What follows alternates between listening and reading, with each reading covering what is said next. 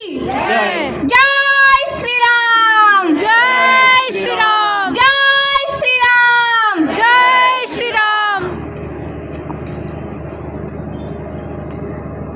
धर्मासाठी जगायला छत्रपती शिवाजी महाराजांनी आपल्याला शिकवलं आणि धर्मासाठी मरायला धर्मवीर छत्रपती संभाजी महाराजांनी आपल्याला शिकवलं.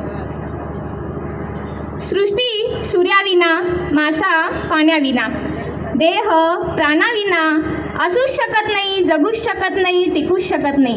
तसेच भारत देश, भारतीय संस्कृती ही हिंदू धर्माशिवाय असूच शकत नाही, जगूच शकत नाही आणि टिकूच शकत नाही. हे जगभर कनेरी मठाच्या माध्यमातून संदेश देणारे आदरणीय जगद्गुरू परमपूज्य काळसिद्धेश्वर स्वामीजींच्या चरणी वंदन करते. बोले तैसे चाले त्यांची वंदावे पावले या वाक्याप्रमाणेच आम्हाला निपाणीला लाभलेले परमपूज्य प्राणलिंग स्वामीजी यांच्या चरणी वंदन करते. आतापर्यंत हजारोहून अधिक कत्तलीसाठी जाणाऱ्या गोमातेची कत्तलखान्यातून सुटका केलेली आहे. 50हून अधिक मुलांची स्वतः शिक्षण, जेवणसह संगोपन करत आहेत. ज्यावेळी निपाणी परिसराला महापुराचा फटका बसला त्यावेळेला 25हून अधिक गावांमध्ये मोफत औषधे, पाणी, गरजेच्या वस्तू वाटप केल्या. तरुणांना व्यसनापासून दूर ठेवण्यासाठी गडकोट मोहीम करत असतात. लव जिहादच्या नरकातून 100हून अधिक तरुणींची सुटका केली आहे, त्यांचे पुनर्वसन केले आहे. धर्माचा फेटा डोक्याला बांधायला शिकवणारे आणि अधर्माचं चप्पल पायात घालायला शिकवणारे असे हे साधू संतांच्या चरणी मी वंदन करते. त्याचप्रमाणे महेशानंद स्वामीजी हंचनाळ मठ, शिवानंद स्वामीजी, मल्लिकार्जुन स्वामीजी निपाणी यांच्या चरणी सुद्धा नमस्कार करते. या साधू संतांमुळे हजारो वर्षापासून आणि हिंदू धर्म या साधू संतांच्या हजारो वर्षापासून आक्रमण होऊनही हा ध्वज मानाने फडकत आहे आणि हिंदू धर्म टिकला आहे. अशा सर्व साधू संतांच्या चरणी मी वंदन करते. आज आपण इथं भविष्यकाळाचा वेध घेऊन आपल्याला आपल्या राष्ट्रासाठी, धर्मासाठी काय केले पाहिजे हे समजून घेण्यासाठी जमलो आहोत. भारतीय संस्कृती इतकी महान आहे की आपण भारत देशाला सुद्धा आई म्हणतो. आजपर्यंत कुठं ऐकलंत का हो? पाकिस्तानला अम्मी जान म्हटलेलं, अमेरिकेला मॉम म्हटलेलं आणि जपानला मदर म्हटलेलं कुठेच नाही. फक्त आपण भारतीयच आहोत की आपल्या माय देशाला सुद्धा आई म्हणणारे. आजकालच्या तरुणी फॅशनच्या नावाखाली हिंदू संस्कृती आणि संस्कार विसरत आहेत. कार्यक्रमापुरतं वेशभूषा, पारंपरिक वेशभूषा करतात आणि फोटो, रील्स काढून इंस्टा, फेसबुकच्यावर अपलोड करत असतात आणि त्याच्या लाईकच्या मोहात आहेत. त्यांना सांगणे खूप गरजेचे आहे की आपली हिंदू संस्कृती म्हणजे काय. फक्त नऊवारी साडी, कपाळावर चंद्रकोर, नाकात नथ घालून उपयोगाचं नाही. त्यामागचा इतिहास जाणून घेतला पाहिजे. शिवाय त्या पद्धतीनं त्यांनी वागलं पाहिजे. जर कोणी तुमची छेड काढली तर घाबरायचं नाही, रडत बसायचं नाही. त्यांना त्यांचा बाप आठवला पाहिजे असं प्रत्येक वेळेला स्वामीजी माझ्या प्रत्येक दुर्गेला सांगत असतात. तुम्हाला जर कोणी छेडत असलं तर त्यांना तिथल्या तिथं ठोकून या, पुढचं मी काय करायचं बघतो असं प्रत्येक वेळेला सांगून त्यांना पाठिंबा देत असतात. जसं की झाशीची राणी लक्ष्मीबाई, झाशी ते कापी हे अंतर 102 मैल म्हणजेच आताचे 150 किलोमीटर फक्त राजरत्न घोड्यावर बसून फक्त एका रात्रीत त्यांनी पार केले. झाशीच्या राणी मर्दासारखा पोशाख केला आणि अवघ्या 23व्या वर्षी हजारो इंग्रजांना सळो की पळो करून सोडल्या. आणि आजकालच्या तरुणी पुरुषांसारखा पोशाख करताय, पण थोडासा विचार करून बघा, आपलं पुरुषासारखाच राहणीमान असलं पाहिजे. घाबरायचं नाही अजिबात. आपण आपल्या पप्पाची परी नाही तर आपल्या पप्पाची वाघीण म्हणून जगायला शिकलं पाहिजे. या हिंदुस्थानात आई जिजाऊसारख्या, अहिल्याबाई होळकरसारख्या, झाशीची राणी लक्ष्मीबाई, कित्तूर राणी चन्नम्मा, वणकी वबोवासारख्या प्रत्यक्ष घोड्यावर बसून हातात तलवारी घेऊन आपल्या राष्ट्राचे रक्षण करणाऱ्या माता फक्त आपल्या भारताच्या इतिहासातच आहेत. आपल्या स्त्रियांनी शृंगार करावा तर ती दर्शनीय होते आणि समाजात तिच्याकडे देवी म्हणून पाहिला जातो. जर फॅशन केला तर ते प्रदर्शनीय होते. तिच्याकडे नराधमांची वाकड्या नजरेने पाहण्याची हिंमत होते. तरुणींनो, पुढे काय करायचं तुम्हाला सांगायची आवश्यकता नाही. पुढे सज्जन व्यक्ती असेल तर त्याला नमस्कार करायला आपली संस्कृती शिकवते आणि गुंड असेल तर त्याला कायदेशीर धडा शिकवायला आपला हिंदू धर्म शिकवतो. माझी पालकांना एकच विनंती आहे, मुलांच्यावर उगाचच अपेक्षांचं ओझं लादू नका. माझा मुलगा डॉक्टर झाला पाहिजे, वकील झाला पाहिजे, शिक्षक झाला पाहिजे असं म्हणत मुलांच्यावर तुम्ही खूप ओझं लादत आहात. त्यांच्याकडून इतकीच अपेक्षा ठेवा, हिंदू संस्कृती व भारत मातेचं रक्षण करणारा, एक सीमेवरचा रक्षण करणारा एक जवान म्हणून राहिला तरी चालेल. हिंदू तरुणींनो, तुमच्या भोवती मोठं षडयंत्र रचण्यात आलेलं आहे. ते षडयंत्र म्हणजे लव जिहाद.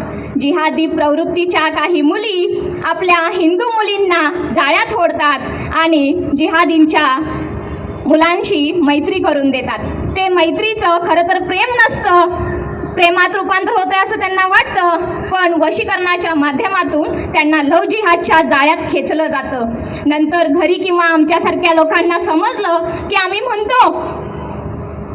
म्हणतो तो मुलगा चांगला नाही, त्याच्या नादी लागू नकोस, तेव्हा आपली हिंदू मुलगी म्हणते तुमच्यावर माझा विश्वास नाही.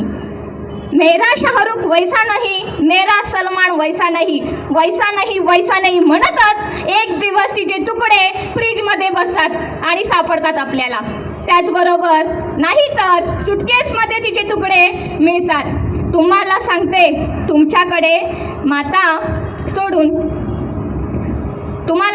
त्यांच्याकडे माता सोडून उरलेल्या सर्व स्त्रियांकडे पत्नी या नात्याने बघितलं जातं आणि आपल्या हिंदू संस्कृतीत एक पत्नी सोडून उरलेल्या सर्व उरलेल्या सर्व स्त्रियांना माता म्हणून पाहिले जाते. त्यांच्यामधला आणि आमच्यामधला फरक ओळखा. दुर्गा बन तू काली बन, कभी न बुरके वाली बन. दुर्गा बन तू काली बन, कभी न बुरके वाली बन. मी बेळगाव जिल्ह्यातील विविध ठिकाणी दुर्गा वाहिनीच्या माध्यमातून जात असते, समस्या सोडविण्यासाठी फिरत असते. त्यावेळी स्वामीजी, मला इतके वाईट अनुभव आले आहेत, नेमकी चुकी पालकांची आहे की मुलींची आहे तेच कळत नाही. याला मुली जितक्या जबाबदार आहेत तितकेच पालकही जबाबदार आहेत. कारण मुलींच्या हातात मोबाईल दिला म्हणजे सगळं दिलं असं नाही. कारण आपण मुलींना स्वातंत्र्याच्या नावाखाली मोबाईलचा अयोग्य वापर करत आहेत. अशा पालकांना मी सांगू इच्छिते, तुमच्या मुलींचा मोबाईल लॉक आहे का एकदा चेक करा. लॉक असेल तर तो तुम्हाला लॉक माहिती पाहिजे. ती कोणासोबत फोनवर बोलत आहे, कोणाशी मोबाईलवर चॅटिंग करत आहे, कोणाशी मेसेज करत आहे हे पाहणं आपलं अत्यंत गरजेचं आहे. तिची मैत्रीण कोण हेही आपल्याला माहीत असलेलं पाहिजे. तिच्या शाळा कॉलेजमध्ये आपण भेट दिली पाहिजे. प्रत्यक्ष रूपात नाही जमलं तरी फोनवर तरी तिची विचारपूस आपण केली पाहिजे. मी इतका सांगण्याचा उद्देश एकच, सर्वांनी द केरला स्टोरी पिक्चर बघितलाय. हा चित्रपट फक्त मनोरंजनासाठी किंवा ह्याच्यासाठी नव्हता, तर हे रिअल स्टोरी आहे. खरोखर ती अवस्था आहे, त्यातून आपल्या मुलींना आपण वाचवलं पाहिजे. इथे असणाऱ्या बंधूंना आणि पालकांना माझी एक विनंती आहे, तुम्ही ज्या वेळेला तुमच्या बहिणीच्या किंवा मुलीच्या वाढदिवसाला, नाहीतर रक्षाबंधनाला, दिवाळीच्या ओवाळणीला तिला पैसे, खाऊ, त्याच त्याचबरोबर कपडे देताय ते आजपासून देऊ नका. तिच्या हातात एक शस्त्र द्या आणि ते शस्त्र शिकवण्याचं प्रशिक्षण तिला दिलंच पाहिजे. शास्त्राबरोबर शस्त्र शिकण्यासाठी दुर्गावाहिनीच्या माध्यमातून दरवर्षी शिबिराचे आयोजन केले जाते. शिवाय साप्ताहिक मिलन, बालसंस्कार वर्ग असे विविध उपक्रम घेतले जातात. त्यामध्ये तुमच्या मुलींना सहभागी करा, तुमच्या बहिणींना सहभागी करा. आज प्रत्येक आईकडे मोबाईल आहे ना? प्रत्येक आईकडे मोबाईल आहे ना? ताईकडे, आईकडे. तर आपल्या मुलांना आपण सांगणं गरजेचं आहे की आपल्या प्रत्येक सणाबद्दल त्याची माहिती तुम्हाला जरी माहीत नसेल तर तुमच्या हातात आज अख्खं विश्व आहे. ह्या मोबाईलच्या द्वारे आपल्या प्रत्येक हिंदू सणांचं महत्त्व आपल्या मुलांना सांगितलं पाहिजे. कारण आपले पूर्वजच आपल्याला सांगत आले नाहीत, विसरत गेले. पण आपण आता येणाऱ्या पिढीला आपला हिंदू धर्म म्हणजे काय, आपली संस्कृती म्हणजे काय आणि आपण सण का साजरे केले जातो हे सांगणं अत्यंत आवश्यक आहे. सरकार सांगते की संघावर आणि हिंदू संघटनेवर बंदी आणणार. सरकार सांगते की संघावर आणि हिंदू संघटनेवर बंदी आणणार. लोकशाहीचा मिळालेला अधिकार या नात्याने तुम्हाला सांगू इच्छिते, ज्या दिवशी संघटनेला हात लावाल त्या दिवशी समुद्रात राजकीय थडगी पाहायला मिळतील. हे लक्षात ठेवा. याल तर तुमच्या बरोबर, नाही याल तर तुमच्या विना. याल तर तुमच्या बरोबर, नाही याल तर तुमच्या विना. आणि आडवे आलात तर तुम्हाला तुडवून आम्ही हिंदू धर्माचं, देशाचं कार्य करतच राहू. तरुणींनो व नवयुवकांनो, उठा. आज परमपूज्य जगद्गुरू कण्हेरी मठाचे स्वामीजी आपल्याला मार्गदर्शन करणारच आहेत. त्यातून प्रेरणा घ्या आणि धर्मभक्तीची, राष्ट्रप्रेमाची ज्योत पेटवा. राष्ट्रभक्तीची डरकाळी फोडा. साधना करा, आराधना करा. आपल्याला सर्वांनाच स्वामीजींचे हिंदुत्वाबद्दलचे स्फोटक विचार ऐकायचे आहेत. त्यामुळे मी जास्त न बोलता इथेच थांबते, आपली रजा घेते. जय श्रीराम.